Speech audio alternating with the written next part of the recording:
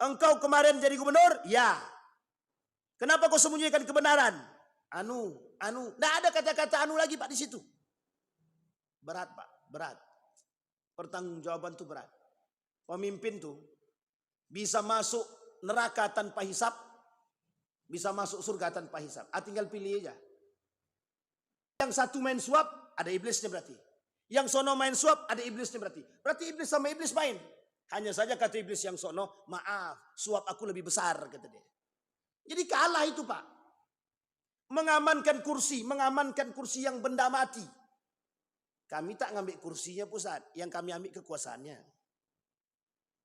Kami tak ngambil kursinya pusat, yang kami ambil itu proyeknya aja. Orang berebut, kami keluarkan 6 miliar Pak Ustadz. Kalau kami duduk kami bisa dapat 10 miliar. Paling tidak 4 miliar kami untung. Berarti kok bisa? 6 miliar dia keluarkan, 10 miliar dia dapat. Itu yang kami harapkan. Kalau kita hitung-hitung, cobalah Bapak Ibu sesekali ngitunglah. Untuk jadi pemimpin itu harus habis uang sekian miliar. Sekarang coba kita gaji. Gaji dari seorang anggota tersebut saja. Dia naik harus habis 5 miliar. Paling tidak. Setelah duduk kalau dihitung gaji tak sampai Pak 1, sekian miliar itu. Dalam 5 tahun itu. Pertanyaannya 3 miliar lagi kemana nyarinya? Pandai-pandai lah.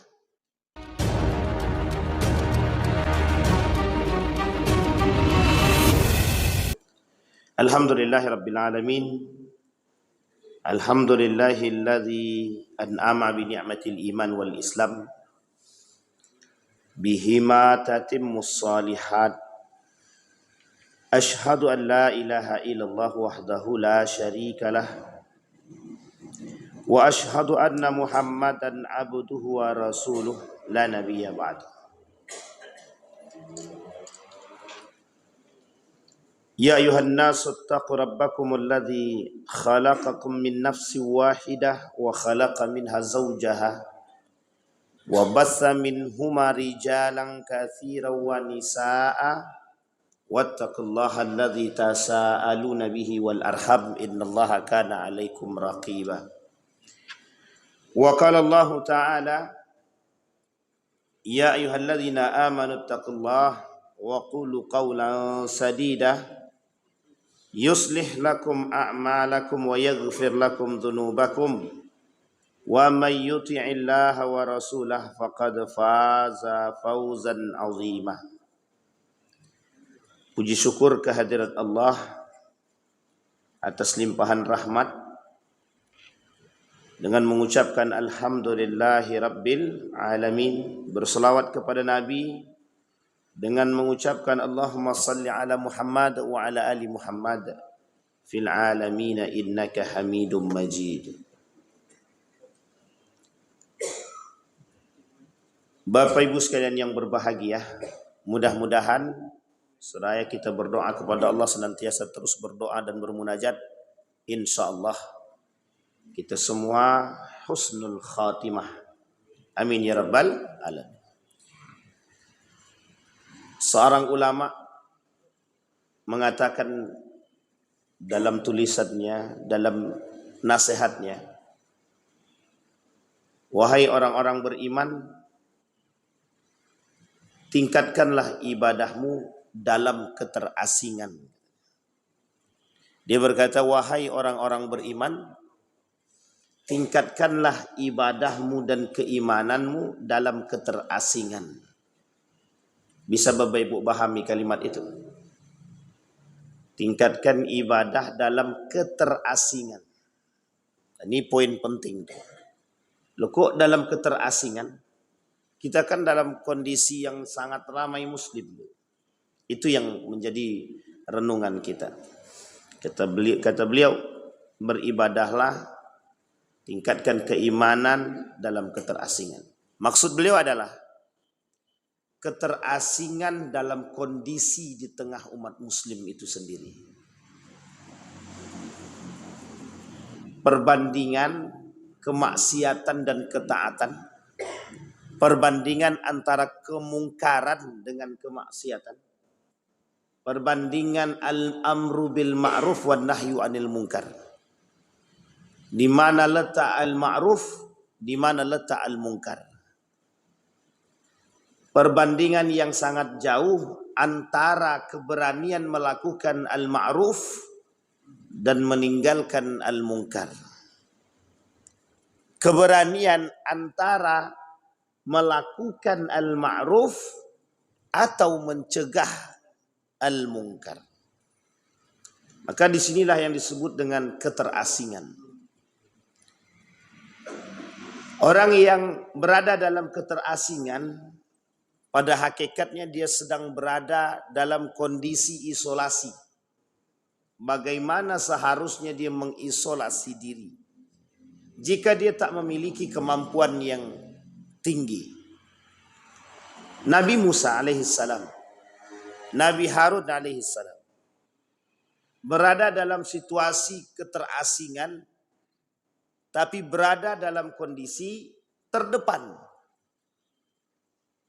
Dia manusia langka, artinya pada masa itu manusia langka. Nabi Musa ketika itu. Kenapa disebut dengan manusia langka? Karena pada masa itu sulit mencari manusia yang beriman kepada Tuhannya Musa, selain daripada Musa itu sendiri. Sehingga dalam Al-Quran Allah abadikan itu, ada satu orang yang beriman kepada Tuhannya Musa, tapi secara diam-diam. Dan dia sebagai penasehatnya Musa. Dia Musa nih, penasehatnya Firaun. Dia penasehat Firaun, dia masuk ke dalam agamanya, masuk ke dalam agama Islam, dan dia beriman kepada Tuhannya Musa. Sampai dia kata kepada Firaun, biarkan saja dia menyebarkan agama dia. Toh setiap orang punya keyakinan masing-masing. Dia mengingatkan kepada Firaun, tapi Firaun tak mau dengar. Karena hasutan sekretaris ajudan dia yang lebih kuat, Haman. Dulu ada celotehan seorang ulama di Indonesia ini. Namanya MH Ainun Najib. Pernah berbicara tentang kritikan terhadap para penguasa yang beliau sebut dengan Fir'aun dan Haman. Itu karena tak mau lagi mendengarkan pendapat. Orang yang beriman di tengah Fir'aun itu sampai dia harus menyembunyikan keimanannya. Tapi dia beriman. Dia berikan nasihat kepada Fir'aun. Biarkan manusia beribadah. Biarkan mereka mencoba mencari agama mereka. Kata Fir'aun tak. Apa yang ditakutkan oleh Fir'aun atas berimannya orang-orang beriman terhadap Tuhannya Musa? Allah jawab dalam Al-Quran, Allah abadikan.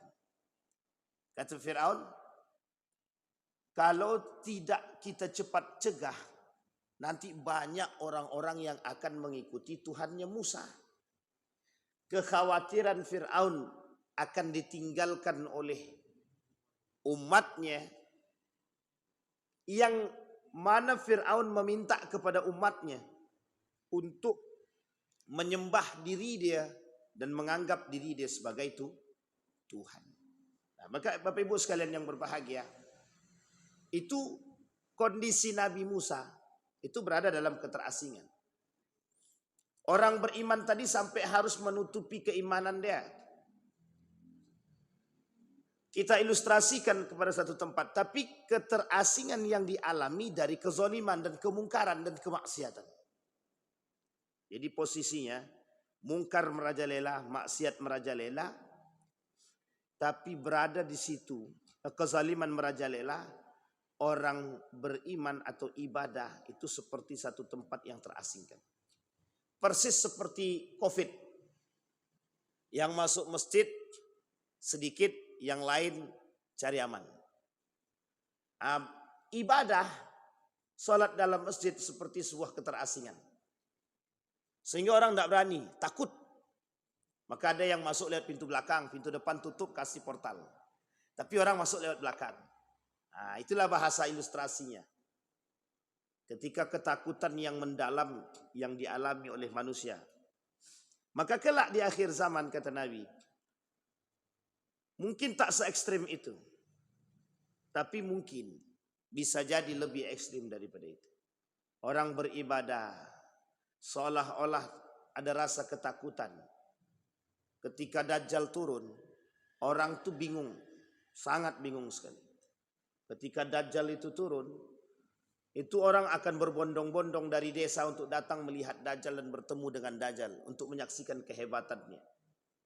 Tapi orang beriman ketika itu merasa sangat risau hati dia. Maka dia akan melakukan perbuatan, kalau mereka tak sanggup hidup di tengah Dajjal, maka dia akan pergi mengasingkan diri, uzlah. Nah, Bapak Ibu sekalian yang berbahagia, begitulah yang disebut dengan hidup dengan keterasingan. Nah, pada subuh hari ini kita akan melanjutkan cerita Fir'aun, karakter-karakter Fir'aun. Fir'aun, Bapak Ibu sekalian yang berbahagia, di dalam Al-Quran Allah sebut karakternya yang begitu banyak. Banyak sekali karakter Fir'aun. Kemarin kita sudah sampaikan sebagian daripada yang banyak tersebut. Bahwa Fir'aun ini, ketika kita merujuk pada hal yang pertama atau karakter pertama daripada Fir'aun, manusia yang paling congkak yang Allah sebutkan dalam Al-Quran dalam surat Ad-Dukhan. Yang kedua melampaui batas. Yang ketiga selalu meremehkan rakyat. Kita akan ulang dari nomor yang keempat. Salah satu di antara 16 karakter daripada Fir'aun itu adalah bagaimana dia bisa memecah belah umat. Inna fir'auna ala fil ardi. Fir'aun itu kata Allah selalu merasa tinggi di muka bumi ini. Wa ja'ala ahlaha syi'an yastad'if ta'ifatan minhum yudhabbihuna abna'ahum wa yastahyun nisa'ahum innahu kana minal mufsidin. Kata Allah dalam ayat ini Allah sebut karakternya Fir'aun. Fir'aun itu betul-betul sangat-sangat perusak, melakukan kerusakan. Antara lain membunuh anak-anak laki-laki yang kemudian membiarkan hidup anak-anak perempuan. Yang dibunuh dia dari kalangan Bani Israel. Karena satu ketika dia mimpi dalam mimpi dia. Dalam tidur dia mimpi. Dia lihat semua rumah terbakar. Termasuk kerajaan dia terbakar. Kecuali rumah satu orang, rumah Bani Israel. Maka terbangun dari mimpi, dia datang kepada penasehat. Kemudian dia datang kepada ahli tafsir mimpi. Bisakah kalian tafsirkan mimpiku? Dijawab sama ahli tafsir tadi. Tandanya besok akan ada orang dari kalangan Bani Israel yang akan menguasai kekuasaanmu. Nah, ini poinnya, Pak. Kelak akan ada orang dari kalangan Bani Israel yang akan menguasai kerajaanmu. Al-khawfu minhu akbar. Rasa takut Fir'aun itu besar. Jadi ketakutan Fir'aun yang besar tersebut membuat dia mengeluarkan kebijakan yang di luar nalar. Apa kebijakan yang di luar nalar tersebut? Bunuh semua anak laki-laki dan biarkan hidup semua anak perempuan dari kalangan Bani Israel. Sehingga ketakutan Fir'aun itu menjadi bias. Karena dia tak mau kekuasaan dia tersingkirkan. Karena dia Tuhan. Pertanyaannya, di situ ada celah bagi diri dia. Kalau dia menganggap diri dia Tuhan, mengapa dia takut? Harusnya. Kalau Tuhan Maha Kuasa atas segalanya. Sama ketika Netanyahu, ketika Donald Trump merasa tinggi dan kuasa, apa dia takut? Kenapa dia harus kabur? Kenapa dia harus membangun komunikasi dengan negara-negara lain? Harusnya. Jadi terkadang ketika manusia menganggap diri sudah menjadi Tuhan, ternyata ada kelemahan yang menjadi sebuah ketakutan pada diri mereka.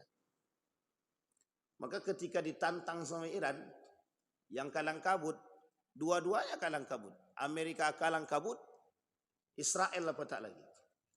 Nah, karakter daripada Fir'aun tadi adalah memecah belah umat. Apa kata Allah dalam Al-Quran? Yastad'ifuna ta'ifatan minhum. Kerjaan Israel, kerjaan Fir'aunnya begitu. Bagaimana cara dia melemahkan dibuatnya masyarakat dia lemah.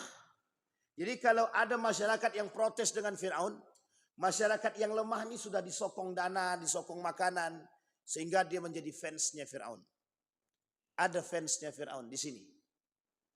Di sini mungkin tak ada. Tapi banyak penguasa-penguasa itu yang ngefans sama Fir'aun itu banyak. Ya karena memang ya mereka Fir'aun. Itu masalah juga tuh. Kenapa kita katakan mereka fans dengan Fir'aun? Mungkin mereka tak pernah ketemu dengan Fir'aun, tahu cerita Fir'aun, tahu kemungkaran dan kezaliman Fir'aun. Uniknya mengapa mereka ngefans pada Fir'aun? Karena mereka bagian daripada Fir'aun itu sendiri. Kenapa kita katakan bagian daripada Fir'aun itu sendiri? Karena sesungguhnya karakternya beda tipis, hanya saja beda masa. Manusia sekarang ini mengaku Tuhan tidak. Bersifat atau berkarakter seperti Tuhan mungkin. Merasa diri agung lebih daripada agung. Sampai Allah sebut dalam Al-Quran, Inna Fir'auna ala. Sesungguhnya Fir'aun itu merasa tinggi gitu. Nah ini yang ditakutkan. Cara Fir'aun memecah belah umat. Dikuasai satu kelompok. Dibuat isu adu domba. Dan dia tengok dari atas. Siapapun mereka. Sehingga yang terjadi adalah ketika Nabi Musa dan pengikutnya memberikan peringatan kepada Fir'aun, maka Fir'aun dengan menghasut rakyat dia untuk membunuh Nabi Musa alaihissalam. Nah kemudian Bapak Ibu sekalian yang berbahagia, kita masuk dalam poin yang kelima, itu yang berlalu. Sekarang kita masuk poin yang kelima. Apa poin yang kelima yang dimiliki oleh Fir'aun? Tidak mau mendengar pendapat. Ini dulu pernah saya ilustrasikan di kita. Sekarang kita keluar negeri. Ada dulu namanya Bashar Assad. Penguasa tanpa ampun. Banyak pada masa ini, lepas daripada Turki Utsmani, lahir para pemimpin penguasa-penguasa yang zalim, otoriter, dan diktator. Sangat diktator, sangat otoriter. Karakter yang nampak dari karakter pemimpin yang otoriter dan diktator itu tidak mau mendengarkan pendapat orang lain. Kecuali pendapat diri dia sendiri yang mutlak benar. Sehingga tak bisa kita nak menasihati para pemimpin-pemimpin seperti ini. Tidak bisa. Kenapa tak bisa? Karena mereka lebih maksum daripada Nabi itu sendiri. Kenapa kita katakan lebih maksum? Nabi masih pada predikat Nabi, dia sudah pada predikat Tuhan. Sehingga pendapat orang lain tidak pernah dia terima, lebih tinggi pendapat dia sendiri. Jadi apa yang dia katakan, kebijakan yang dia buat, mutlak dari diri dia. Kalau ada yang protes, sekarang yang pemimpin siapa? Kalian apa aku? Ini kalau ada pemimpin-pemimpin begini, itu calon-calon pemimpin solid itu. Yang memimpin siapa? Engkau apa saya? Tolong hargai masa saya jadi pejabat sekarang.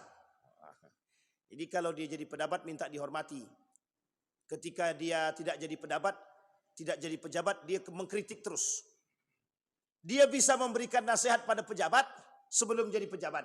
Ketika dia sudah menjadi pejabat, dia tak mau menerima apapun pendapat selain daripada diri dia sendiri. Itu yang dilakukan oleh Fir'aun.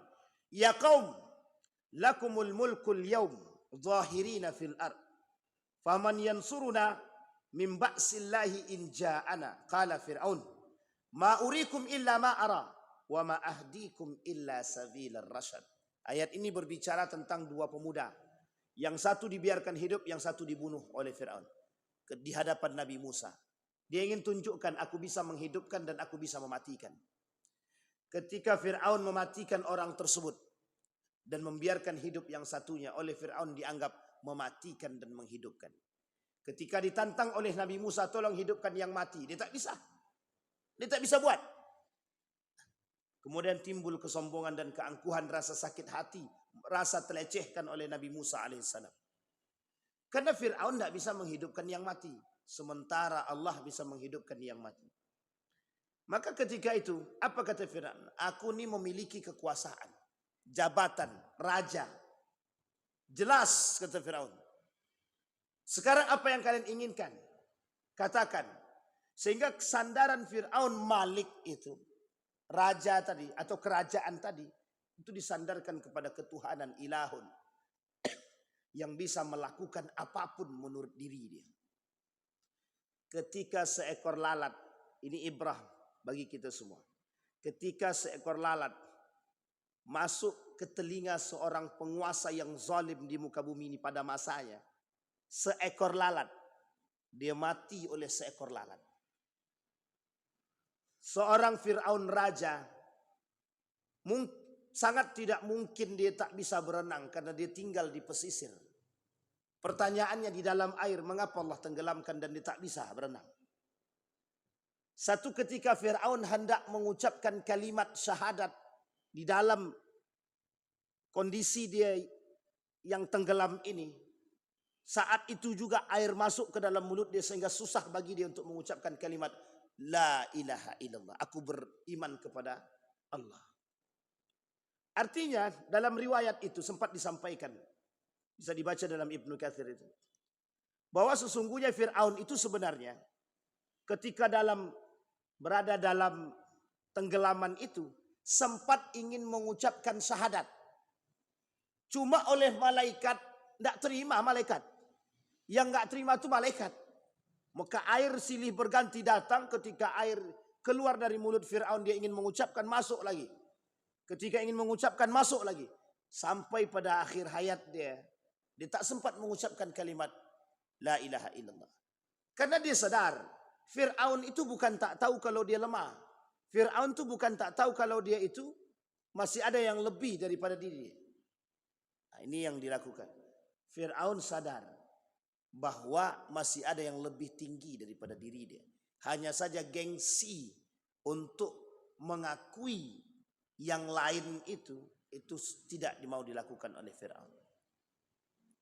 Sama halnya ketika kelebihan gengsi Abu Jahal di atas rata-rata, padahal Abu Jahal mendengar kebenaran, begitu juga Abu Lahab tahu akan kebenaran, hanya karena gengsi untuk tidak mau mengakui keimanan itu. Dia tahu kebenaran Al-Quran, dia tahu kebenaran Islam, tapi dia tak mau akui, gengsi. Dari kabilah Muhammad ada Nabi, masa dari kabilah kami tak ada Nabi? Gitu. Akhirnya dia tak mau beriman. Kemudian Allah kata, فَمَنْ يَنْصُرْنَا مِنْ بَأْسِ اللَّهِ إِنْ جَاءَنَا. Sampai Fir'aun mengatakan begini, aku bisa memberikan solusi kepada orang-orang yang miskin. Hei orang-orang miskin, kalian mau apa? Mau hidup mulia? Aku kasih. Yang penting kalian taat padaku, tunduk padaku. Kekayaan bisa aku berikan. Hanya saja yang tak bisa diberikan oleh Fir'aun kepada mereka adalah kekuasaan. Dia cuma bisa kasih jabatan. Tapi ketika Fir'aun diminta oleh manusia jabatan kekuasaan yang lebih tinggi dari dia tak bisa kasih. Karena kalau dia kasih, mesti dia kalah daripada kekuasaan diri dia tadi. Inilah yang kemudian ditakuti oleh Fir'aun. Rasa takut, rasa arogansi, congkak yang tinggi yang menyelimuti Fir'aun. Kemudian yang keenam, menjauhkan rakyat daripada kebenaran. Karakter Fir'aun, qalu inna hadza lasahirani. Apa kata Fir'aun? Sungguh orang berdua ini, Musa dan Fir'aun itu, tukang sihir. Lasahirani. Yuridani an yukhrijakum min ardikum bisihrihima. Kemudian kata dia, wa yadhhaba bi tariqatikumul musla. Apa dia kata? Kata Fir'aun kepada masyarakatnya, kepada jamaah dia, kalian ini harus tahu, Musa dan Harun itu tukang sihir dua-duanya. Jadi Nabi Musa tuh cadel. Nabi Musa tuh cadel. Dia tak pandai komunikasi. Nabi Musa tuh pandainya main sikat aja. Itu karakter Nabi Musa. Sementara karakternya Harun itu juru, kalau bahasa kita sekarang nih jubir lah, juru bicara. Pandai, mungkin dulu lulusan komunikasi. Mungkin jurusan komunikasi itu lahir daripada framingnya Nabi Harun. Karena kecerdasan Nabi Harun dalam berkomunikasi. Kalau bahasa kita nih sekarang, diplomat ulung. Jadi pada masa Nabi yang paling ulung dalam diplomat itu ya Nabi Harun itu. Saking tingginya, Pak. Maka dua-dua ini Harun diminta untuk berdiplomasi dengan Fir'aun itu. Cuma mungkin karena ketinggian arogansinya tak mau dia terima. Apa maksud daripada menjauhkan rakyat daripada kebenaran yang dimiliki? Sampai Fir'aun sadar akan kebenaran, dia hasut masyarakat dia. Pertama dia hasut jangan percaya kepada Tuhannya Musa. Sampai dia kata begini, ya Haman, ini Tuhan Fir'aun ini, Tuhannya Musa ini dah keterlaluan ini. Seharusnya kita bunuh Musa, buatkan aku bangunan yang tinggi untuk tahu Tuhannya Musa itu yang mana. Paling dia berdusta saja. Ini coba bayangkan. Sampai sebegitunya. Disuruhnya Haman untuk membangun bangunan yang tinggi. Ya Haman ibni sarhan la'alli ablughul asbab as-samawati wal ard. Bangunkan aku bangunan yang tinggi sampai ke langit. Biar aku pengen tahu mana Tuhannya Musa. Paling aja Musa itu berdusta aja. Tidak ada benarnya. Yang kedua, dia sampaikan kepada masyarakat bahwa Musa pendusta. Harun pendusta. Musa pendusta. Yang ketiga dia kata bahwa Musa itu tukang sihir.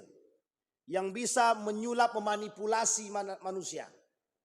Padahal Nabi Musa diberikan kehebatan melalui jalur mukjizat yang Allah turunkan. Padahal jelas itu. Mukjizatnya jelas. Kehebatannya jelas. Tapi kemudian tidak menjadikan Fir'aun tunduk terhadap Tuhannya Musa. Pertanyaannya adalah, bagaimana kita melihat karakternya Musa dari 1 sampai 6 di akhir zaman? Saat ini. Persoalan ikhfa'ul haq au kitmanul haq. Persoalan menyembunyikan kebenaran itu adalah menjadi sebuah tradisi hari ini. Kebenaran itu terasingkan di tengah hiruk pikuk kebohongan dan kedustaan. Wah, dah jadi bahasa Rocky Gerung. Jadi agak sedikit bersair kita. Kata Rocky Gerung, kebenaran itu tersembunyi di balik hiruk pikuknya kedustaan dan kebohongan. Kebenaran itu bersembunyi di tengah kesalahan-kesalahan yang memuncak. Jadi sebenarnya Rocky Gerung ini tinggal satu aja. Tinggal bersahadat aja. Itu saja, hidayah saja. Itulah bukti innaka lan tahdi man ahbabta walakinallaha yahdi man yasha. Itu bukti kalau hidayah itu di tangan Allah. Kalau Allah nak kasih, selesai itu. Bukan dia tak tahu kebenaran. Tahu dia kebenaran. Cuma belum sampai hidayah itu. Maka hidayah itu yang ada dalam diri kita ini wajib kita syukuri.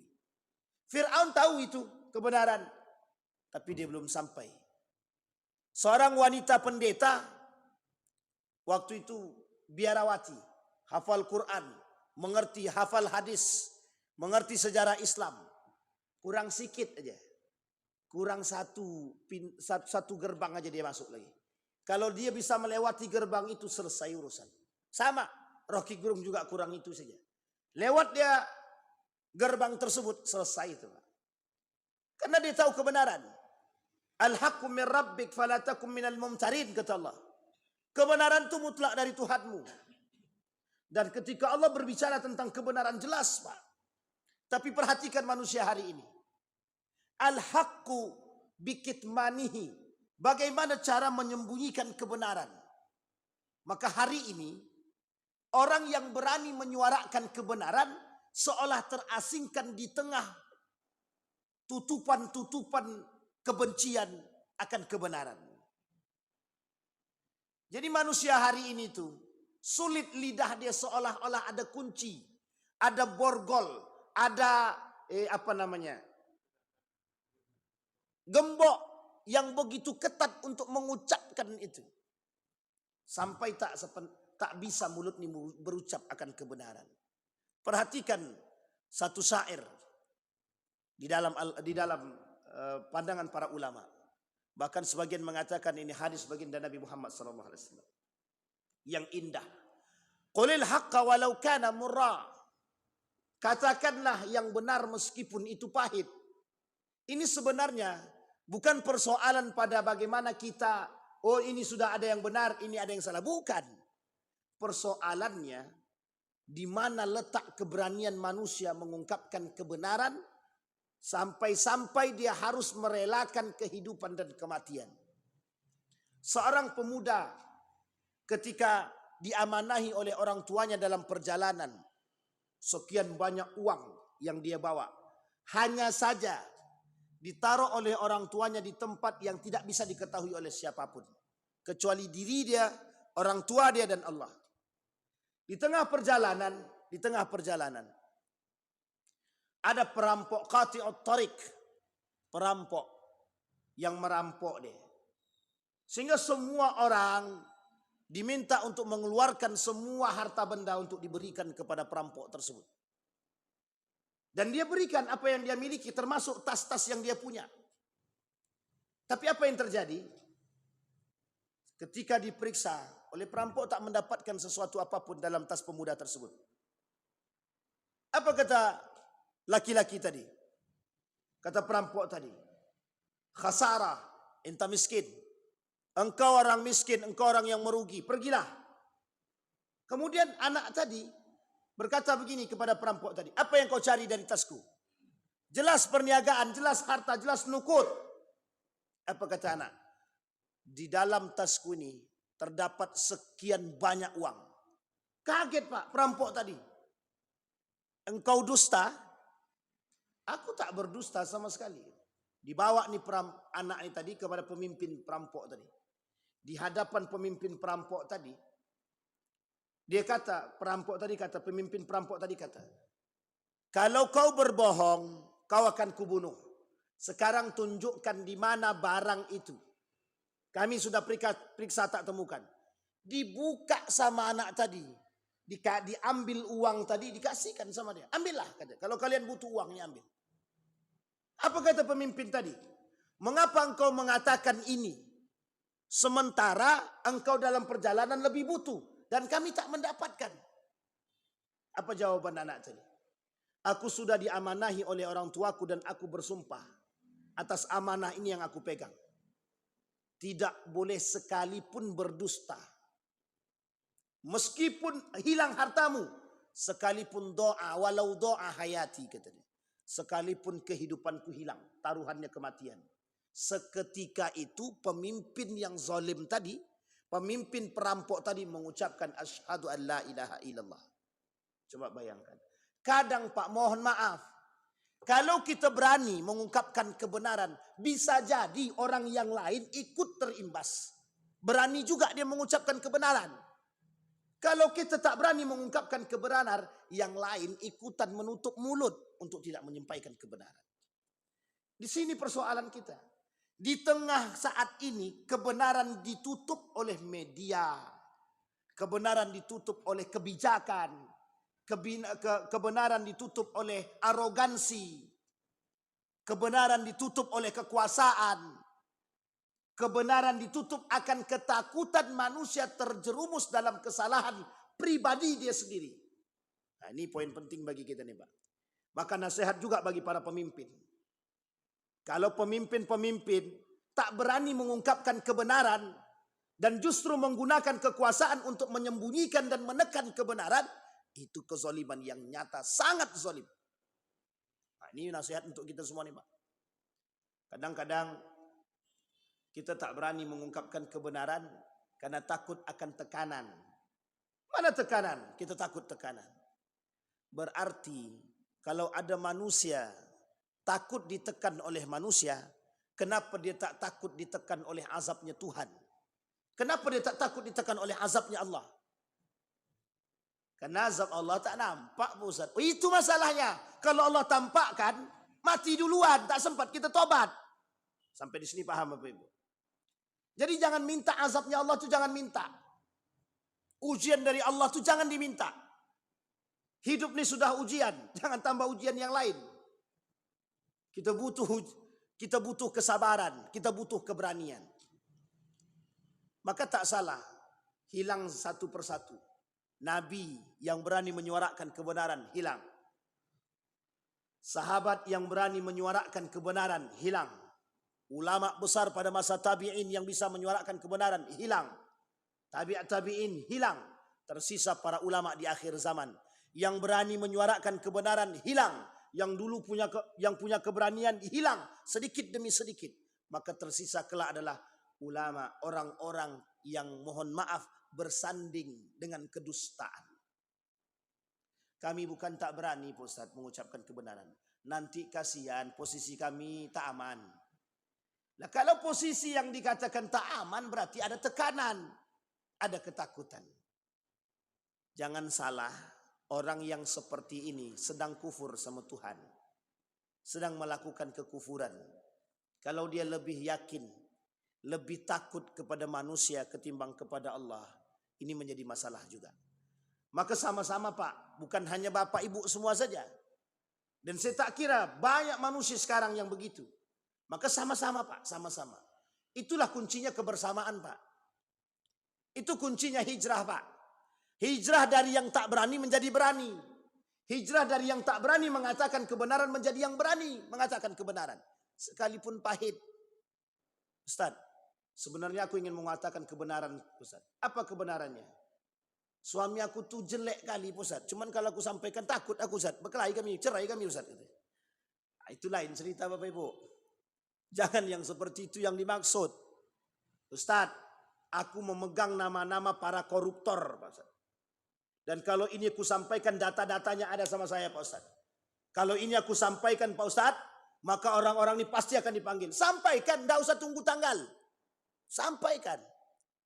Masalah nanti mereka yang menyembunyikan, yang jelas kita selesai urusan kita.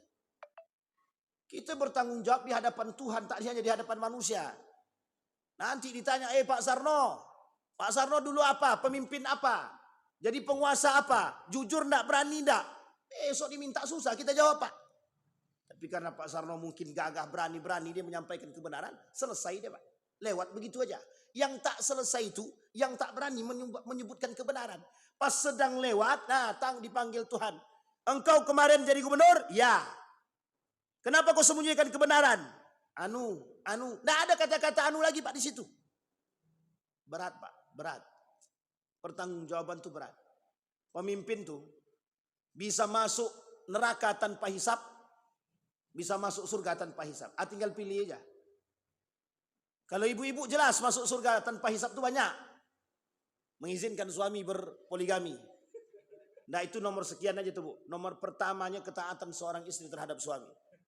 Itu jelas Pak. Ibu-ibu melahirkan, mati, meninggal dia, mati syahid, masuk surga langsung. Tak perlu hisap-hisap. Sekarang pertanyaannya adalah, kaum laki-laki ini lebih sulit. Lebih sulit masuk surganya.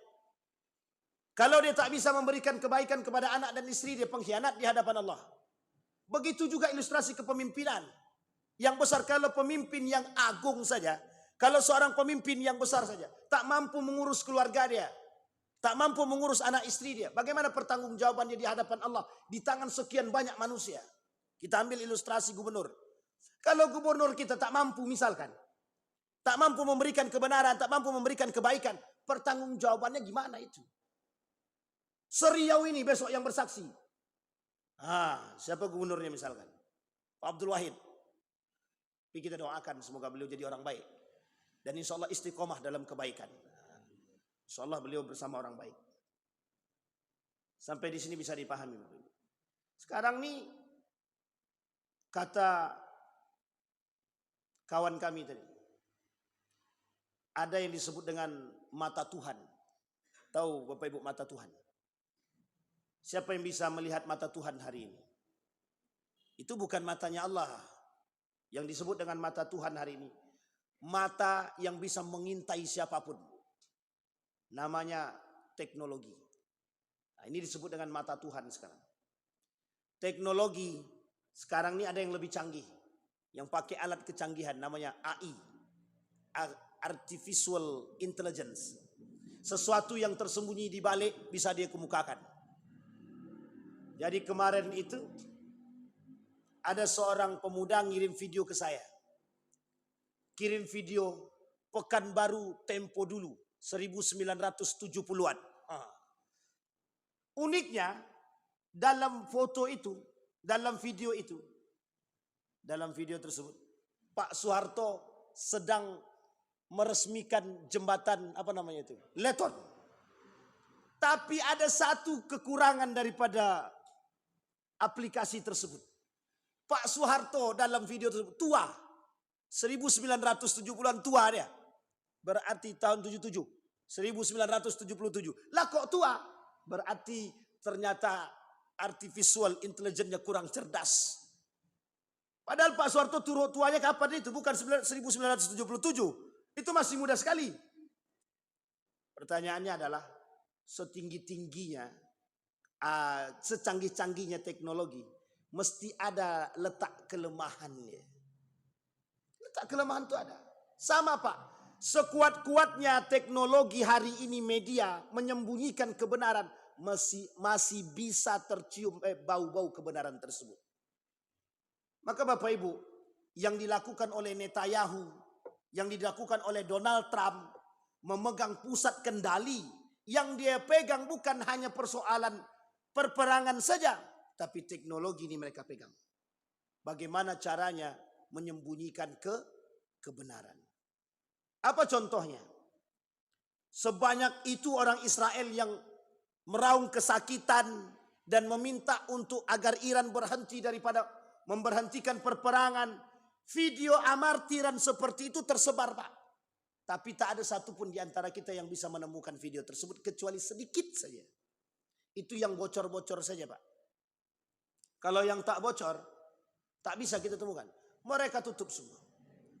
Sekarang apapun media, siapapun dan dimanapun, mereka tak pandang bulu. Yang bermusuhan dengan mereka tutup. Ini kawan-kawan nih, yang di depan ini Pak, itu punya channelnya hilang. Yang kita alhamdulillahkan untung orangnya tak hilang. Coba bayangkan, channelnya pun hilang. Kalau dulu channelnya tidak hilang, tapi videonya hilang. Atau videonya tidak bisa berkontribusi. Tapi sekarang nama channelnya pun hilang.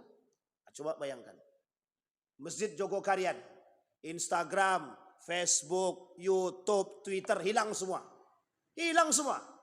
Bukan tidak tersisa nama. Masih mending kalau tersisa nama masih ada yang dikenang. Ini hilang total. Terpaksa buat nama baru. Bukannya Masjid Jamiatul Zahidin juga pernah merasakan hal yang serupa. Jadi kalau tidak pernah merasakan berarti belum afdal bermain di teknologi berarti kalau begitu. Jadi apa maksudnya? Sulit Pak. Kalau zaman Soeharto menekan kebenaran itu selesai Pak. Yang protes tembak mati, yang protes tangkap. Itu pada masanya. Kalau sekarang, tidak begitu. Cari tahu siapa orang yang mengatakan kebenaran. Mutasi jauh-jauh kalau perlu. Mutasi ini kan bahasa kepegawaian Ustaz. Ya terserahlah mau apa pakai bahasanya. Yang penting ada rasa kekhawatiran dalam diri kita. Maka yang kita maksud mungkin Fir'aun tak ada. Tapi ruh-ruh Fir'aun banyak. Coba bayangkan dalam rumah tangga kita. Orang tua yang menyembunyikan kebenaran dari anak dia. Itu bukankah itu basis pendidikan? Basis pendidikan, Pak. Kita mengajarkan kepada anak kedustaan ketika orang tua menyembunyikan kebenaran. Secara otomatis kita sedang mengajarkan anak untuk berdusta, berbohong. Kelak anak akan melakukan perbuatan yang sama. Kita ambil contoh. Pak, minta duit Pak. Kata bapak dia, aku tak punya duit. Padahal bapak tu ada duit. Bos dusta apa tidak? Besok dibuat tak sama anaknya itu? Dibuat. Sangat dibuat, Pak. Maka kalau kita tak punya kesolehan dalam diri kita, itu menjadi masalah pada kita. Dia rusaknya itu bukan nanti, Pak. Dari awal itu. Kalau kita settingnya dari awal sudah rusak, maka sampai akhir rusak itu. Firaun itu kan begitu settingannya itu. Settingan dari awalnya rusak, sampai akhir rusak terus dia. Rusak terus itu. Maka sampai mati dia susah. Baik, itu yang keenam. Ini nyindir betul ini. Yang ketujuh, menjaga kekuasaan dengan segala cara. Ini kalau kita kuliti lagi, betul adanya. Pokoknya apapun, menjaga kekuasaan dengan segala cara. Itu saingan saingan partaiku itu. Jangan sampai dia duduk. Kalau dia duduk maka alamatlah kami. Jadi bagaimana caranya? Dikasih paku di kursi itu. Sehingga mohon maaf Bapak Ibu. Ketika pemimpin partai lawan dia tadi duduk di kursi. Kan sakit tuh Pak. Langsung berdiri dia. Saya kira Bapak Ibu agak sulit memahami ilustrasi yang saya buat. Artinya Bapak Ibu. Dibuat kursi itu bagaimana caranya biar tidak milik dia. Entah cari syaitan kek, entah cari jin kek, entah cari iblis kek. Itu dalam ranah goib pun ikut main. Jadi kemarin itu Bapak Ibu. Pada pesta demokrasi kita kemarin. Itu yang ikut permainan politik itu bukan manusia. Jadi bangsa jin juga ikut itu. Bangsa jin, iblis ikut itu Pak. Bukan hanya manusia aja yang ikut berpolitik itu. Kata jin yang satu, kau jin sebelah mana? Aku jin sebelah sono kata dia. Sementara aku jin sebelah sini. Kita berkelahi nih kata jin. Iya, kuat-kuatan jin itu Pak. Jin mana yang kuat? Setan mana yang kuat? Iblis mana yang kuat? Berkelahi itu. Jadi belum pernah masanya iblis berkelahi sesama iblis pada masa demokrasi itu. Pemilihan itu tadi. Kenapa? Yang satu main suap, ada iblisnya berarti. Yang sono main suap, ada iblisnya berarti. Berarti iblis sama iblis main. Hanya saja kata iblis yang sono, maaf, suap aku lebih besar kata dia. Jadi kalah itu Pak. Mengamankan kursi yang benda mati. Kami tak ngambil kursinya pusat, yang kami ambil kekuasaannya. Kami tak ngambil kursinya pusat, yang kami ambil itu proyeknya aja. Orang berebut, kami keluarkan 6 miliar Pak Ustadz. Kalau kami duduk kami bisa dapat 10 miliar. Paling tidak 4 miliar kami untung. Berarti kok bisa? 6 miliar dia keluarkan, 10 miliar dia dapat. Itu yang kami harapkan. Kalau kita hitung-hitung. Cobalah Bapak Ibu sesekali ngitunglah. Untuk jadi pemimpin itu harus habis uang sekian miliar. Sekarang coba kita gaji. Gaji dari seorang anggota tersebut saja. Dia naik harus habis 5 miliar. Paling tidak. Setelah duduk kalau dihitung gaji tak sampai Pak 1, sekian miliar itu. Dalam 5 tahun itu. Pertanyaannya 3 miliar lagi kemana nyarinya? Pandai-pandai lah. Tak mau lebih jauh di situ. Tapi Bapak Ibu pasti dah paham. Apa kata Allah dalam Al-Quran dalam surat Ghafir? Dan Fir'aun ketika berkata kepada bawahannya. Biar aku yang membusa. Dan suruh dia memohon kepada Tuhannya. Sesungguhnya aku khawatir dia akan menukar agamamu. Atau menimbulkan kerusakan di muka bumi. Apa kata Fir'aun? Bunuh Musa tuh. Kalau tak dibunuh Musa tadi. Besok banyak orang yang masuk agama dia. Dirubahnya agama kita. Agama nenek moyang kita nih hilang. Apa yang dimaksud? Takut Fir'aun nih kalau kekuasaan dia direbut sama Musa. Sampai dia harus membunuh. Pertanyaannya adalah. Sejak zaman Nabi Musa, mengamankan kekuasaan tuh harus pakai bunuh-bunuhan. Perebutan kekuasaan dinasti Umayyah, dinasti Abbasiyah, perebutan kekuasaan Turki Utsmani, perebutan kekuasaan semua Pak. Tidak usah jauh-jauh. Kadang bapak dia pilih nomor 1, anak dia pilih nomor 2. Besoknya dibuat sekat sama anaknya. Top. Bapak sana, aku sini. Kalau mati kubur masing-masing katanya. Hanya karena beda pilihan suruh kubur masing-masing. Coba bayangkan. Uniknya lagi kasus itu kan terjadi dan kita lihat sendiri di media sosial itu Pak. Kuburan anaknya diangkat, digali, dipindahkan ke tempat dia karena tanah itu tanah kakeknya. Dan kakeknya tak memilih sejalan dengan punya orang tua dia. Itu mayat pun ikut tidak. Tadi iblis, jin, setan ikut. Sekarang mayat pun ikut. Beliau tak tahu menahu. Dipindahkan Pak kuburan tadi. Mayat tadi dari kuburan itu. Yang berada di tanah lawan dia. Dipindahkan ke tempat dia. Itu manusia-manusia yang tak beriman itu ya begitu. Maka yang dikhawatirkan Allah, yang dikhawatirkan baginda Nabi Muhammad SAW sama kita ini, itu Pak. Orang kalau sudah berpikir tentang kekuasaan, jabatan, dia rela bekerja sama dengan siapapun, mau muslim, mau kafir kek, yang penting bisa mengamankan kursiku aman tuh. Jadi Pak, Bapak Ibu sekalian yang berbahagia, kita tengok keadaan kita nih, nampak sangat bentuk-bentuk begitu. Ada calon-calon pemimpin yang bekerja sama dengan para konglomerat yang merusak untuk mengamankan posisi dia karena para konglomerat ini punya duit. Konglomerat pengen menguasai usaha dia, dia pengen menguasai kursi dia. Jadi sama-sama punya kepentingan. Kau ku amankan, aman kata konglomerat itu, aku punya duit. Setelah duduk dia punya janji. Apa janji tadi? Mengamankan posisi dia. Posisi yang lain di bumi hanguskan, posisi yang ini diamankan. Kenapa? Duit dia dari situ untuk duduk tadi. Wah bahaya nih. Begitukah? Begitu keadaan kita sekarang. Saya ilustrasikan yang jauh bukan yang dekat. Kekhawatiran Yahudi Amerika kepada John F. Kennedy. Karena datang ke Indonesia untuk meminjam uang kepada Soekarno agar lepas daripada Yahudi. Diketahui berita tersebut oleh kelompok Yahudi di Amerika yang mensokong dana besar-besaran. Dipanggil dia, dijemput oleh ajudannya. Mulai dari sejak dijemput sampai hari ini tak balik-balik. Ternyata sudah pindah alam. Itu Presiden Amerika John F. Kennedy. Yang menjadi presiden pada masanya. Ingin melepas diri dari Yahudi. Datang ke Indonesia bertemu dengan Soekarno. Ingin meminjam uang dengan skala yang besar. Agar bisa melepaskan diri daripada kongkongan Yahudi. Balik dari Indonesia. Dijemput oleh ajudannya. Semenjak saat itu tak balik lagi. Coba bayangkan. Maksudnya apa? Karena ketahuan ingin melakukan kerjasama, ingin melepas diri daripada Yahudi.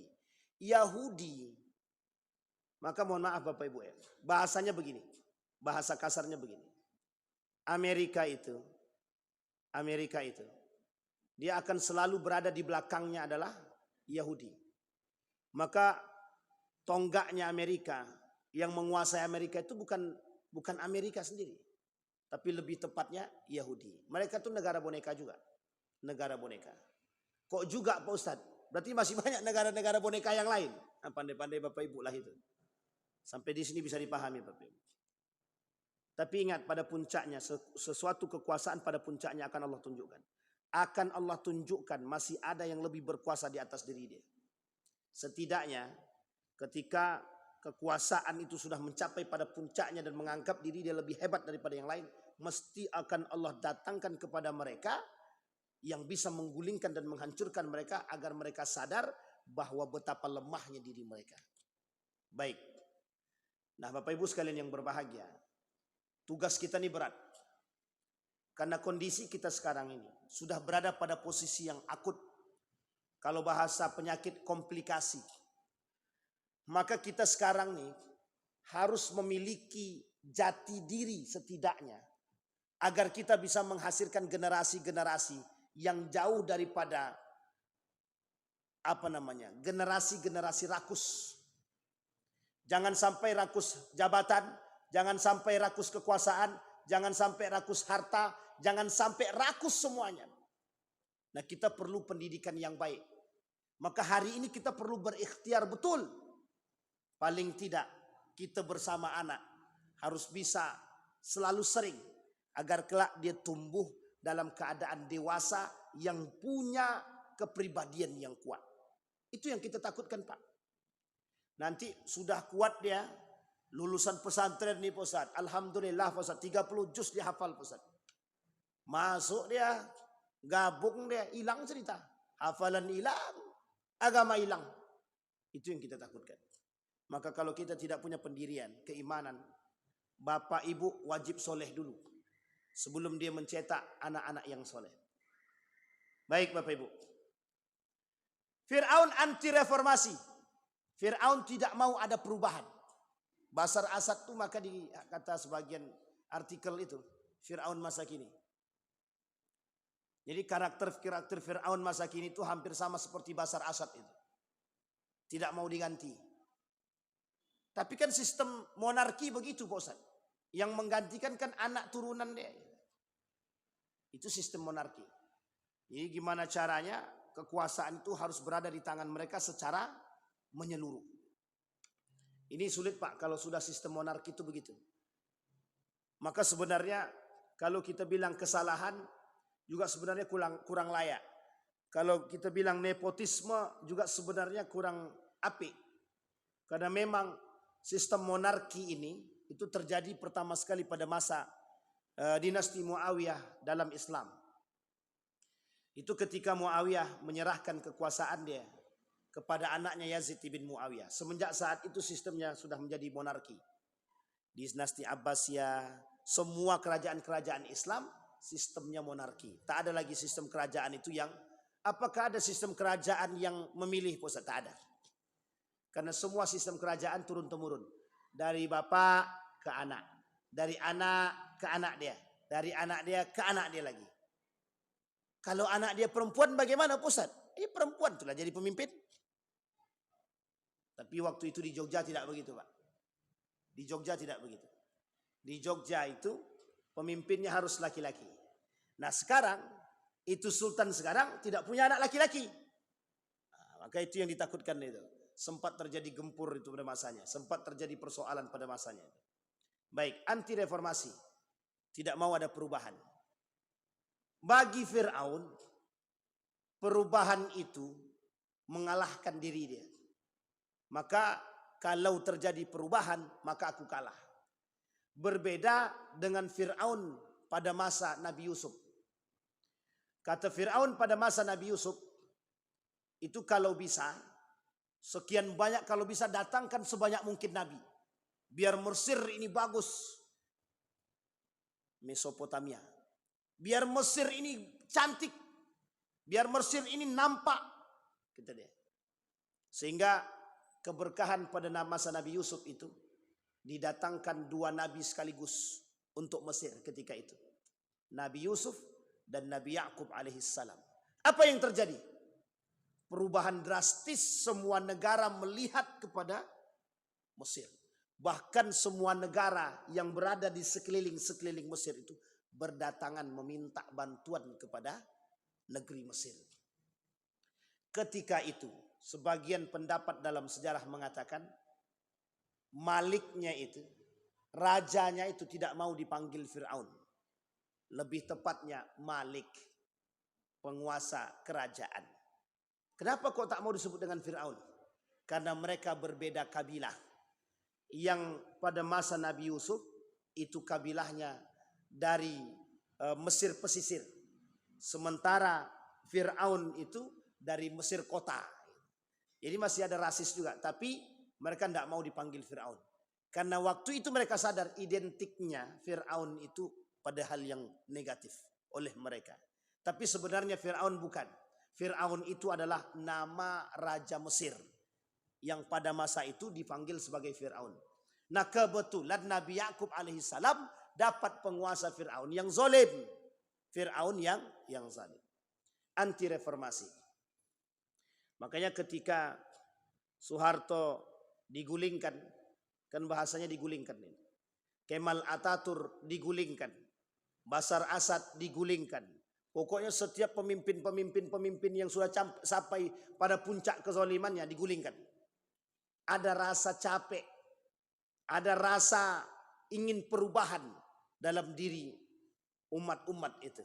Maka Bapak Ibu, ketika kezaliman sudah sampai pada puncaknya, ada keresahan yang tertanam dalam diri masyarakat itu, tanpa perlu kita turun tangan, itu mereka sendiri yang akan memberontak untuk menggulingkan.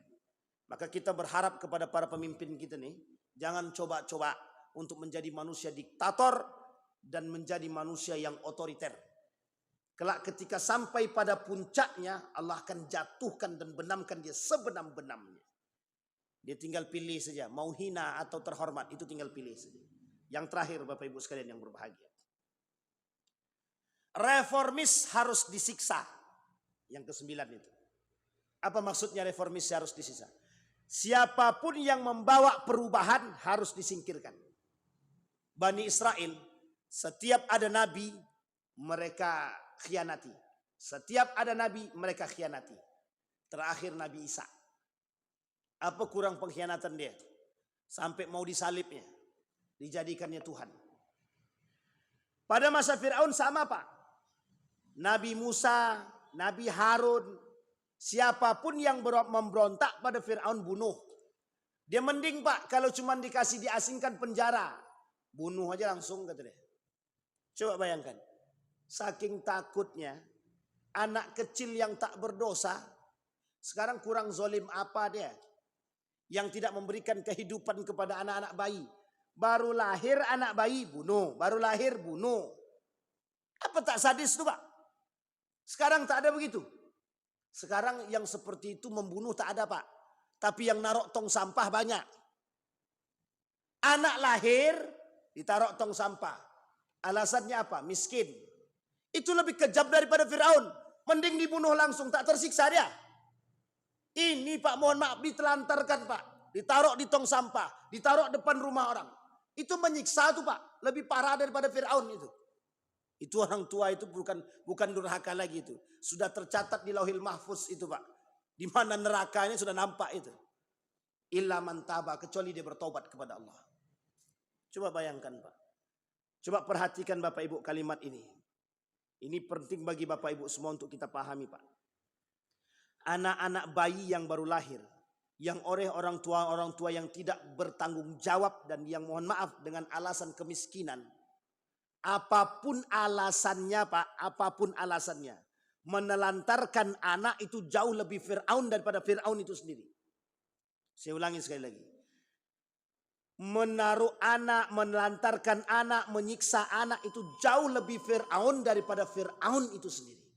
Sekarang coba kita lihat dampak negatifnya Pak.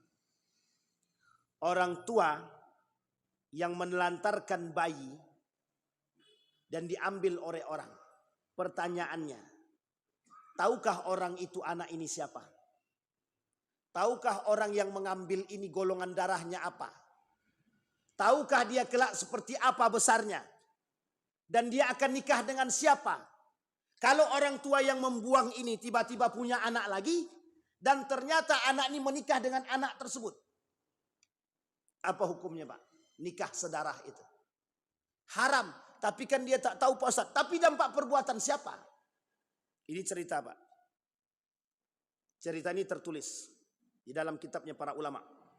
Sebelum kita tutup. Ada seorang perempuan dibawa oleh anaknya. Apa kata anaknya? Mak, aku sangat ingin membawa emak ke Mekah untuk berhaji.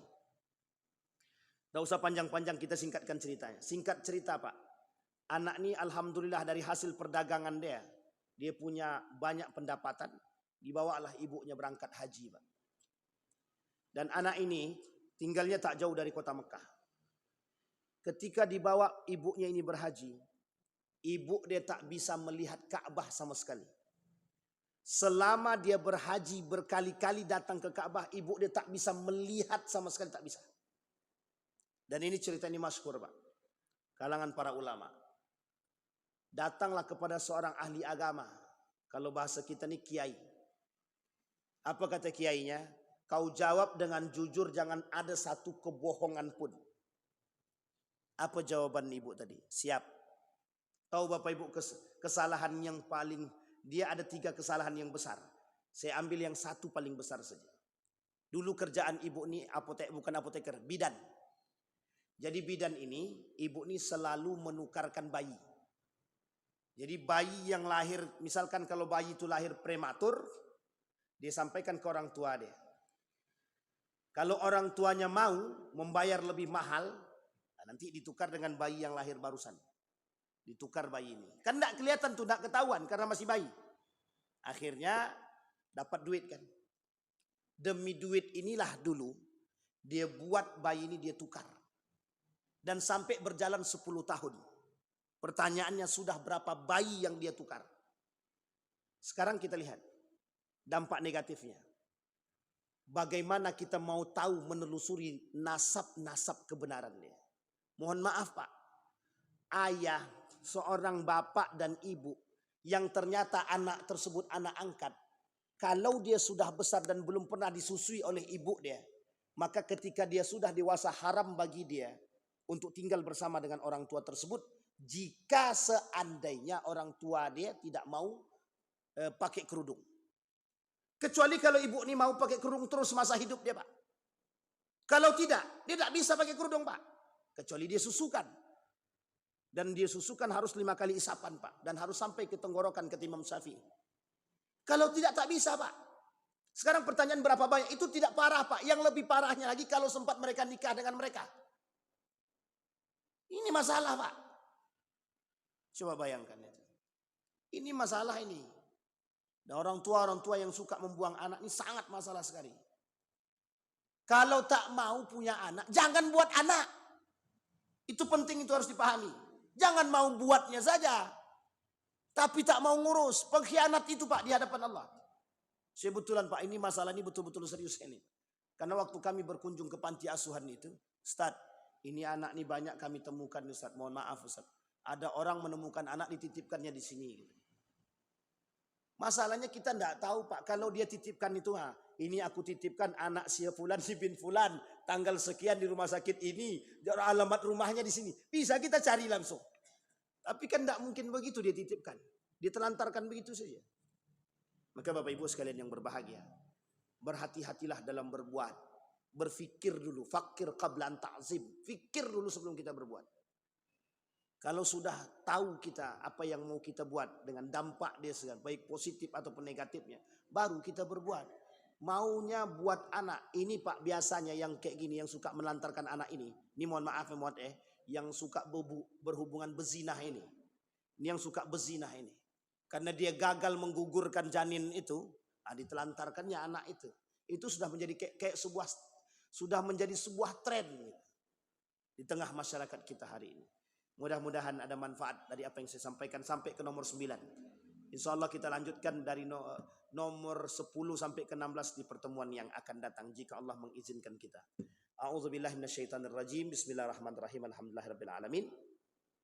Hamdas syakirin, hamdan na'imin, hamdan yuwafi ni'amahu wa yukafi mazidah ya rabbana lakal hamdu kama yanbaghi li jalali wajhikal karim wa 'azimi sultanik. Allahumma faqihna fid din wa 'allimna ta'wil. Allahumma ighfir lana dhunubana wa dhunuba walidina warhamhuma kama rabbayana shighara.